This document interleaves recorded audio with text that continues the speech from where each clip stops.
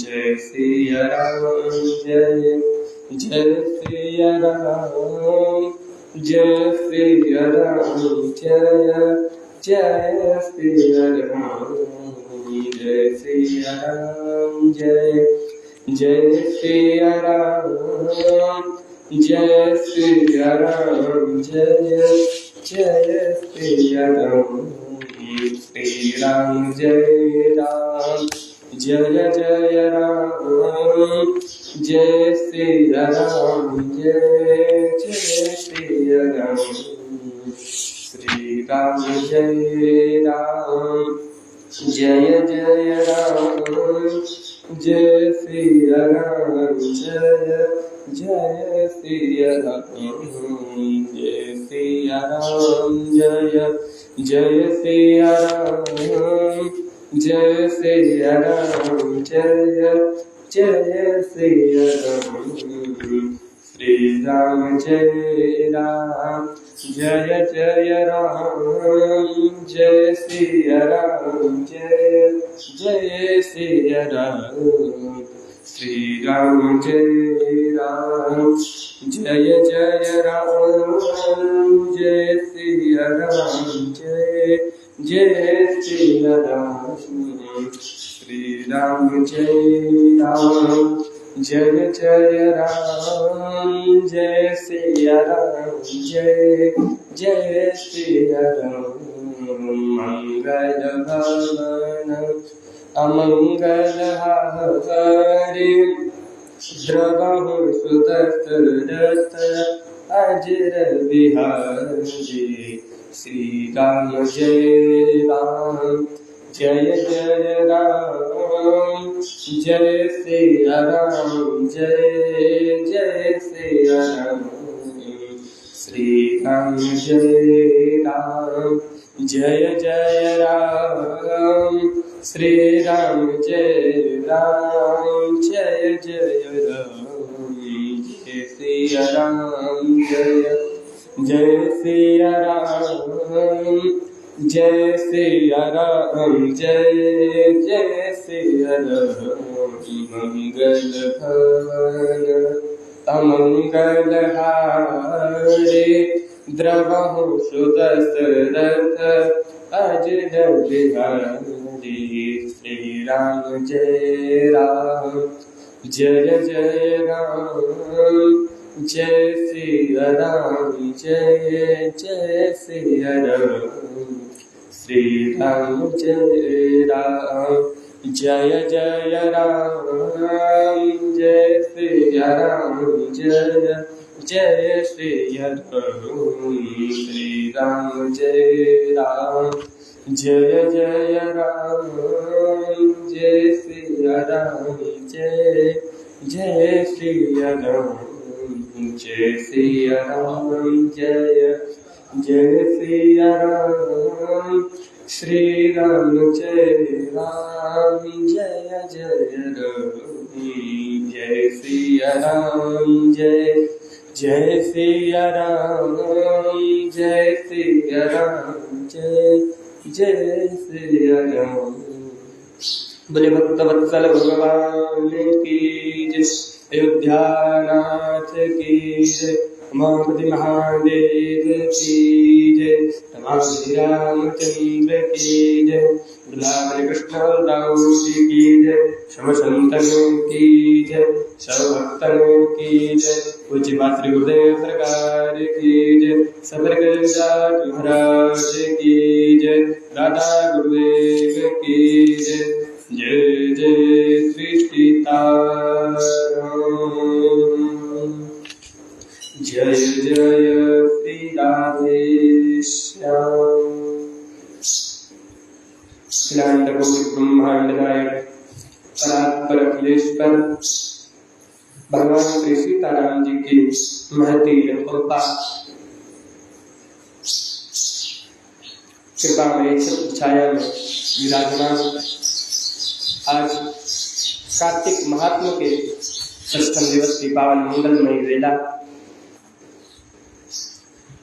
ठाकुर जी का हम दासों पर अति अनुग्रह करते हुए बतलाते हुए अति विलेप ठाकुर जी की अनुकंपा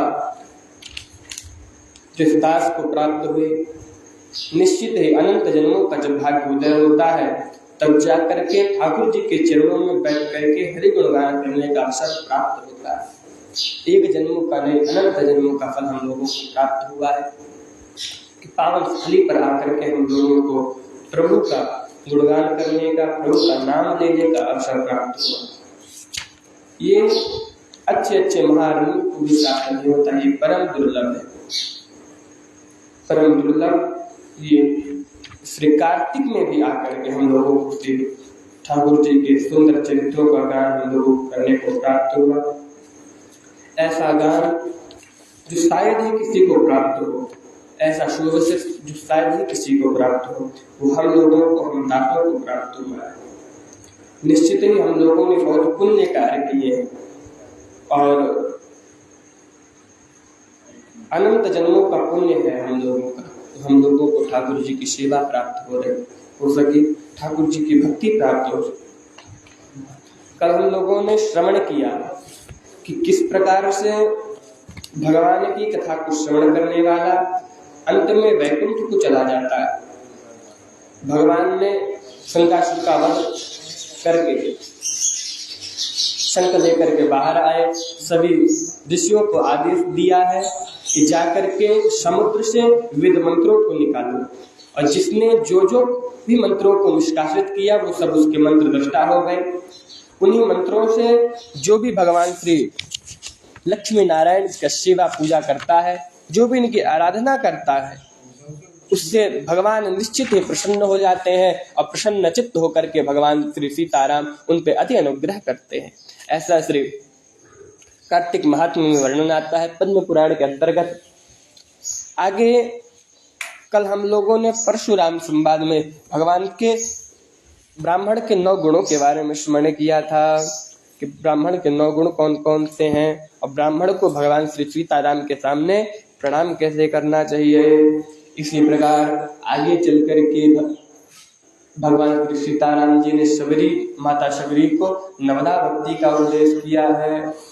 जीवन में जिसके 9 प्रकार की भक्तियां प्राप्त हो जाए, निश्चित ही श्री सीताराम जी की कृपा प्राप्त हो जाती है, क्योंकि नवदा भक्ति भगवान का स्वरूप है। भगवान के 9 प्रकार से भक्ति किया जा सकता है। भिले कृपा है, मेरे रघुनाथ की दया है कि मेरे रघुनाथ ने उनको स्वीकारा, क्योंकि रघुनाथ कृपामयी है, अकारण करुणा गुणालय है, भक्तवान। उनका स्वभाव के बनिए जैसे था, वैश्य जैसे थे। तिलक विधारण किया करते थे, जनेऊ सूत्र विधारण किया करते थे और माथे पे चंदन विधारण किया करते थे, लेकिन हमेशा एक बनिए की तरह रहा करते थे। ब्याज पे धन दिया करते थे और उसे धन वसूला करते थे। ब्राह्मण के कृत्य संध्योपासन नहीं किया करते थे। और कभी कभी मेरे रघुनाथ, मेरे गोविंद उस पे भी रीझ जाते हैं जो अति गृहस्थी होता है, जो गृहस्थ में अति पालनीय होता है। इन सब के साथ भक्त पुरंदर बड़े कंजूस थे। पुरंदर कभी दान नहीं किया करते थे। और कंजूसी की हद तो यहाँ कि उनको कभी मंदिर नहीं जाया करते थे। उनकी पत्नी कभी मंदिर जाने को कहे तो किसी और के साथ भेज दिया करते थे। भक्त पुरंदर का विवाह हो गया, उनके पत्नी आई, अति स्वर्ण आभूषण से अलंकृत थे। उन्होंने सब कुछ उतरवा के रख लिया, कहीं चोरी ना हो जाए। अति मना करने पर कुछ चीजें छुड़वा दी। अब तो भक्त पुरंदर अपनी पत्नी से रुष्ट रहने लग गए, और जब भी पूछते कि आप रुष्ट क्यों, बोले ये सब उतार के रखो तब मैं तुमसे प्रसन्न होऊंगा। धीरे धीरे समय बीता, उन्होंने सब कुछ उतार दिया। सुहाग के रूप में नाक की कील बस रह गई। अब तो भक्त पुरंदर रोज जाते, ब्याज पे जिसको धन दिए रहते उसका धन वसूलते, और धन इतना उनके पास था कि वो अगर चाहते तो अकेले पूरे गांव को खिला सकते थे, इतना धन। लेकिन महाकंजूस, किसी के विवाह में नहीं जाया करते थे, किसी के आश्रमों में नहीं जाया करते, दान नहीं किया करते थे। और ऐसे भक्तों पे मेरे गोविंद बहुत जल्दी रिझ जाते हैं। मेरे गोविंद ने कहा कि चलो आज इन्हीं के साथ खेलते हैं। गोविंद ने ब्राह्मण का वेश रखा, बूढ़े ब्राह्मण का, निर्धन ब्राह्मण का वेश बना करके पुरंदर के द्वार ले जाते हैं। कहते हैं पुरंदर कुछ दो ना मुझको, मेरी बिटिया का विवाह है, कुछ व्यवस्था के लिए कुछ धन दो। पुरंदर कहता है कि मैं क्या दूं, मैं तो निर्धन ब्राह्मण हूँ, मेरे पास कुछ नहीं है जो मैं तुमको दे सकूं। देखो मेरे वस्त्र भी फटे हुए हैं, मैं क्या दूं तुमको, देने योग्य कुछ नहीं है मेरे पास। भगवान कहते हैं मुझे कुछ ना कुछ दो, नहीं तो मैं यहीं बैठा रहूंगा। जब बहुत देर तक भगवान बैठे रहे, पुरंदर ने सोचा ऐसे नहीं जाए। उन्होंने कहा कि मैं ऐसे धन नहीं देता हूँ, कुछ लाओ, कुछ अमूल्य चीज लेके आओ और मेरे सामने गिरवी रखो, और गिरवी रखने के उपलक्ष्य में मैं तुमको कुछ धन दूंगा, और जब तुम्हारे पास धन लौटाने की क्षमता हो तो अपनी वस्तु लेके चले जाना। तो भगवान बड़े बेचैन हुए थे, हमारे पास अमूल्य चीज कहाँ से आ जाए। भगवान ने कहा चलो कोई व्यवस्था करके आता हूँ। भगवान भी एक जिसकी परीक्षा लेते हैं, जिसके साथ खेलते हैं, उसके साथ पूर्ण रूपेण खेलते हैं। आज भगवान पुरंदर से छूट करके उसी के घर में चले गए, उसकी पत्नी के सामने खड़े हो गए, बोले देवी आज पूरे दिन से सबसे मांग रहा हूं, किसी ने कुछ भी नहीं दिया। मेरी बिटिया छोटी सी प्यारी सी बिटिया है, बड़ी हो गई है, उसका विवाह करना है। पहले तो वर कहीं मिल नहीं रहा था, अब कहीं जाकर के वर मिला है तो उस धन की व्यवस्था नहीं है। हे देवी अगर आपने धन की व्यवस्था नहीं की तो मैं ही पे आपके दर पे प्राण त्याग दूंगा, मैं अपनी बिटिया को क्या मुंह दिखाऊंगा, नहीं तो मेरे धन की व्यवस्था करिए। अब तो पुरंदर की पत्नी ने सोचा क्या करूं। पुरंदर की पत्नी कहती है कि हे नाथ, हे संत, अगर प्रभु ने मुझे इतनी क्षमता दी होती तो मैं तो आपको सब कुछ निछावर कर देती। मेरे पास तो है ही जो था पति ने लॉकर में रख दिया, कुछ नहीं है मेरे पास। भगवान कहते हैं मुझे लगता है जहर खाना पड़ेगा, मैं अपनी बिटिया को मुंह नहीं दिखा सकता, निश्चित ही जहर खाऊंगा। भगवान जहर ढूंढते हैं इधर उधर, अपनी पोटली में जहर ढूंढने लगते हैं, इतने में उसको दया आ जाती है, कहते आप जहर मत खाओ, इस दर से आप खाली मत जाओ। नाक में कील, सोने की कील उतार के दे दिया, बोले ये लेके जाइए, इससे विवाह तो नहीं हो सकता है लेकिन विवाह की कुछ सामग्रियों की व्यवस्था जरूर हो सकती है, क्योंकि ये सोने की कील है, बहुत अमूल्य होती है। भगवान लेके पुरंदर के पास वही कील पहुंच गए, बोले ये लो कील लो और मुझे पैसा दो। पुरंदर ने हाथ में जैसी कील लिया, देखा, बोले तुम्हें कहां से मिली। भगवान ने कहा तुझे क्या करना है, कहीं से मिली होगी, अब तुझसे भीख नहीं मांग रहा हूं मैं, अब मैं तो तुझसे कुछ दे करके पैसा मांग रहा हूं ना, अब तुम बिना कुछ पूछे मुझे पैसा दो। पुरंदर मन में किलस गया, बोले ये तो मैं अपनी पत्नी की इसमें रखा था। भगवान की अच्छी दया है, पांडुरंगा की अच्छी दया है कि मैंने बाकी आभूषणों को उतार दिया, नहीं तो सब कुछ दान कर देती। अकील एक छोड़ा था, मैं मना कर रहा था इसको मत पहनो, उसने भी इसको दान कर दिया। इसकी कितनी हिम्मत। वक्त पुरंदर ने तुरंत दुकान बंद किया और घर जाने लग गया। शुक्र से दुकान का जो मुनीम था वो पुरंदर की पत्नी से बहुत स्नेह किया करता था, कभी कभी पुरंदर की पत्नी कुछ कुछ धन दे दिया करती थी, सहायता। तो आज वही फल हुआ। मुनीम दौड़ करके गया, बोला महारानी सेठ जी आ रहे हैं, बहुत गुस्से में है, आपने किसी को कुछ दिया? बोले हाँ ब्राह्मण को दिया। बोले ब्राह्मण ले जाकर कोने को बेच के आया है। बोले अच्छा आज तो मर जाऊंगी। पुरंदर की पत्नी कहती है कि उनकी डांट सुनने से अच्छा है कि मैं अपने प्राणों को त्याग दूं। मैं उनकी डांट को नहीं सुन सकती, प्राणों को त्याग सकती हूँ, लेकिन डांट को सुनना मेरे लिए असंभव है। विष का प्याला लिया, भगवान श्री पांडुरंगा की छवि के सामने विराजमान हो गई और प्रार्थना करते, हे पांडुरंगा मैंने कुछ गलत नहीं किया है। वो ब्राह्मण प्राण त्यागने को तैयार था, अगर वो प्राण त्याग जाता तो ब्रह्म हत्या का पाप लगता मुझमें। इसलिए जो कुछ भी था मैंने तो दान किया है ना, और दान का इतना बड़ा दंड, क्या करूं? यही कह के भगवान श्री पांडुरंगा के सामने विष को जैसे पीने गई, वैसे ऊपर से वही नद उसके उसी कटोरे में गिर गई।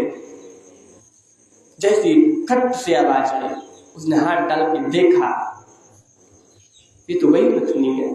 और जैसे उसने नथनी को हाथ में लिया, इतने में ही भक्त पुरंदर प्रवेश कर गए। कहते हैं गेट बंद किए, डंडा उठा करके मारने के लिए जैसे दौड़े। उनकी पत्नी कहते क्या हुआ नाथ, आप क्यों इतना क्रोधित हो? बोले आज क्रोधित हूँ, आज मैं बोलूंगा नहीं, आज मैं पहले करके दिखाऊंगा। बोले क्या करके दिखाएंगे? बोले मैंने तुझमें एक नथनी क्या छोड़ी तो तूने उसको भी दान कर दिया, कितनी अमूल्य थी वो। बोले कौन सी नथनी? बोले जो तू पहनी थी वो कहाँ गई? बोले ये रही। जैसे उन्होंने हाथ में लिए, बोले हाँ ये तो वही नथनी। बोले सच बता, ये तूने किसको दिया था? वो नथनी ले जा करके अपने दुकान पे देखता है, लॉकर खोलता है, लॉकर खोल के देखता है वही नथनी उसी के पास रखी हुई है, वही नथनी उसके हाथ में है। घर आता है, पत्नी से पूछता है सच सच बताओ क्या हुआ था? भक्त पुरंदर की पत्नी कहती है नाथ मैंने उस ब्राह्मण को दिया जरूर था, लेकिन आपके डर के मारे मैं विष पीने जा रही थी। भगवान श्री विठलनाथ के साथ पांडुरंगा के सामने मैं विष पीने जा रही थी, अब उन्हीं की दया कि उन्होंने ये नथनी मुझे प्रदान कर दी। अब तो भक्त पुरंदर के मन में वैराग्य आ गया, उसने सब कुछ बेच दिया, अपनी पत्नी के साथ श्री विठलनाथ जी पहुंच गया और जाकर के भगवान के सामने दंडवत प्रणाम करता है, क्षमा याचना करता है। हे रघुनाथ, हे पांडुरंगा, आप मेरे दर पे आए थे, मुझ दास के दर पे आए थे, अब मुझ अधम ने आपको पहचान नहीं पाया। मेरा कितना बड़ा दुर्भाग्य है कि मेरे जैसे अधम आपको पहचान नहीं पाए। निश्चित ही मेरे पूर्व जन्म के कोई पुण्य रहे होंगे जो आप मेरे दर पे आए हो, और मेरा ये दुर्भाग्य है कि मैं आपको पहचान नहीं सका। कौन सा ऐसा मैंने दुष्कर्म किया था कि आप मेरे दर पे आए और मैं आपको पहचान नहीं पाया? बताओ ना, क्या ऐसी गलती हो? और भक्त पुरंदर सब कुछ छोड़ करके आकर के आज श्री रघुनाथ के सामने, श्री पांडुरंगा के सामने बैठ करके और गाते हैं मेरा नाथ तू है, नहीं मैं अकेला, मेरा नाथ तू है, नहीं मैं अकेला। भगवान श्री पांडुरंगा के सामने कोई विनीत भाव से कह दे कि नाथ मैं आपका हूं, मैं अकेला नहीं हूं, आप मेरे हो, मेरे रघुनाथ जी स्वीकार कर लेते हैं। आज वही हुआ, भगवान श्री पांडुरंगा ने पुरंदर को स्वीकार कर लिया, अब उसका नाम पुरंदर दास हो गया। कुछ समय तक पुरंदर भगवान के सामने रह करके भगवान की सेवा अर्चना किया। इसके बाद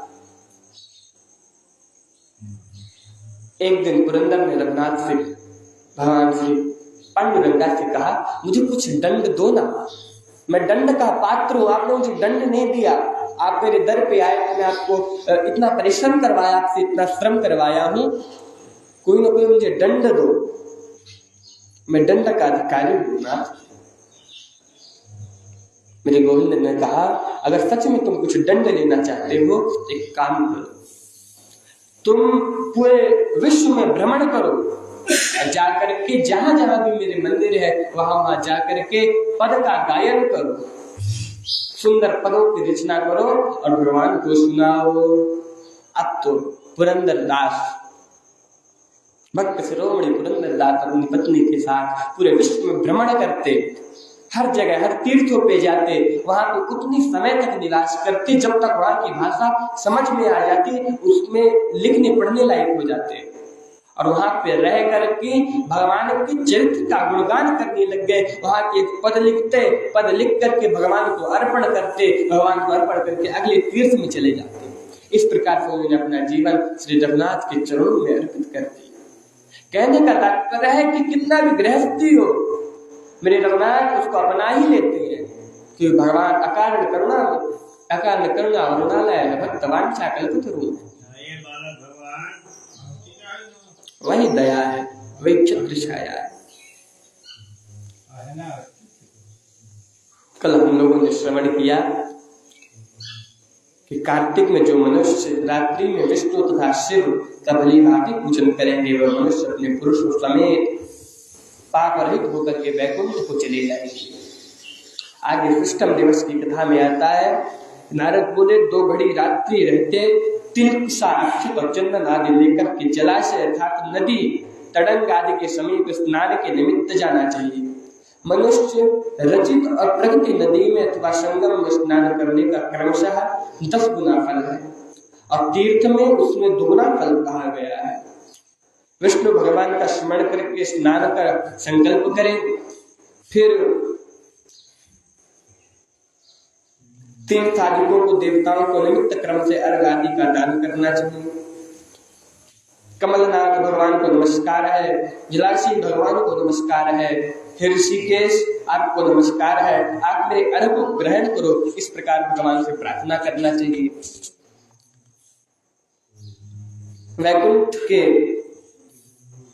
वैकुंठ में, प्रयाग में और बद्रिक आश्रम में विष्णु गए 3 प्रकार के पद स्थापित किए हैं। इसमें मुनि और वेद यज्ञ इन सब सहित जहां विष्णु ने 3 प्रकार के वास किया, वह देवता मेरी रक्षा करे।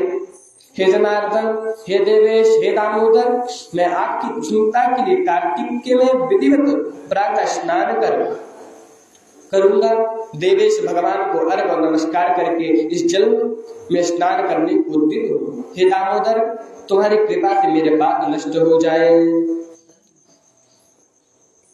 हे हरे, कार्तिक महीने में विधि पूर्वक नहाया हुआ मैं व्रती हूँ, इताए मेरे लिए अर्घ को राधा सहित आप ग्रहण कीजिए। हे धनुर्वेंद्र भूषण अर्थात हिरण्यकश्यप का वध करने वाले, कार्तिक के महीने में नित्य तथा नैमित्तिक कर्म से मेरे अर्घ को आप ग्रहण करिए। व्रती पुरुष गंगा, शिव, विष्णु तथा सूर्य का स्मरण करके जल में प्रवेश करे, फिर नाभि पर्यंत जल में स्थिर होकर के विधि पूर्वक स्नान करना चाहिए। गृहस्थी को तिल और आमलों का चूर्ण लगाकर स्नान करें और विधवा स्त्री और सन्यासियों को तुलसी की जड़ की मिट्टी लगाकर स्नान करना चाहिए। सप्तमी, अमावस्या, नवमी, दूज, 10वीं और 13 इन तिथियों में आंवले और तिल को लगाने के स्नान नहीं करना चाहिए। पहले मल स्नान और बाद में मंत्रों से स्नान करें, फिर सूत्रों से वेदोक्त मंत्रों से स्नान नहीं करने को कहा गया है, फिर पुराण के मंत्र स्नान करें।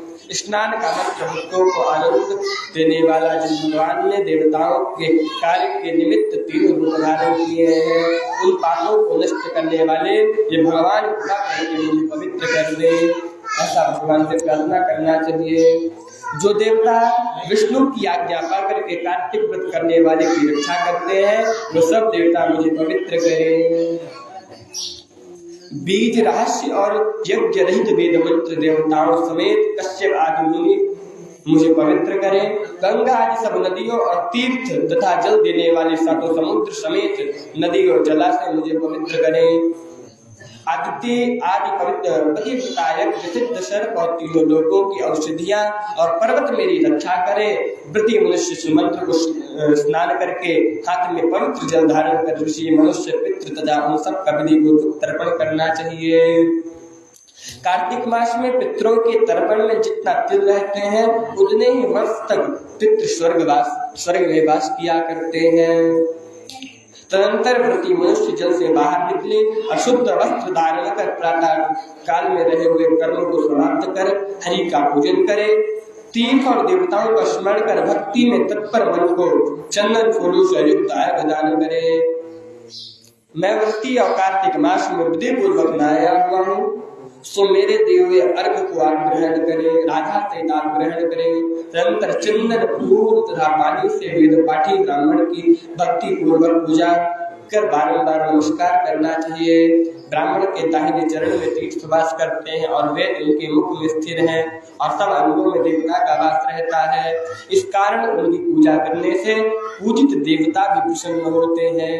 पृथ्वी में ब्राह्मण अव्यक्त विष्णु के स्वरूप है, इस कारण कल्याण चाहने वाले पुरुष उनका अपमान अथवा विरोध न करें।